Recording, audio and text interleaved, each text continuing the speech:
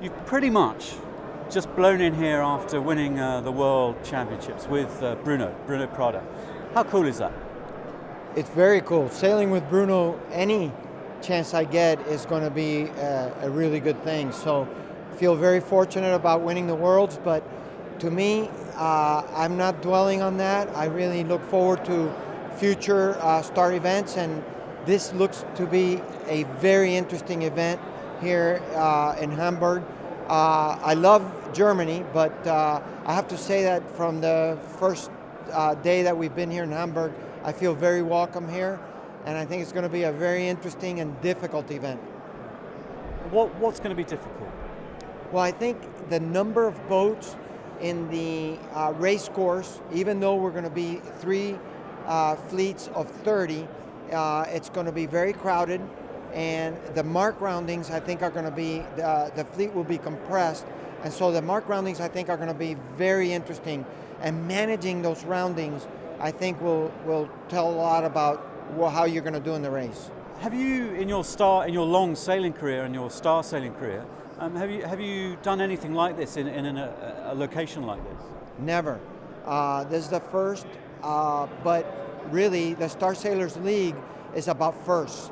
And so I think I'm very excited about being here. I think it's going to be a very interesting week. It doesn't necessarily favor my style of sailing, but you know what? I think Bruno's going to be very good in this venue, and I look forward to the challenge. What do you think is going to make the difference between doing fairly well and coming out on the top here? I think the top guy is going to have to start well. I think he's going to have to manage the roundings very well, because there will be times when, because of the wind shifts, you're going to be behind. So managing how you come back and how you do your mark roundings, that I think is going to be a big premium on that. But I think in the end, the top guys, Xavier, Robert Stanjek, I don't want to leave anybody out, but all the top guys will be at the top of the fleet.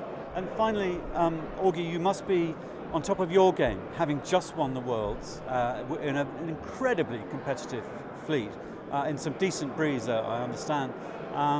So you must be feeling pretty punchy here. Yes and no. I think from the point of view of what happened at the Worlds, I feel very fortunate.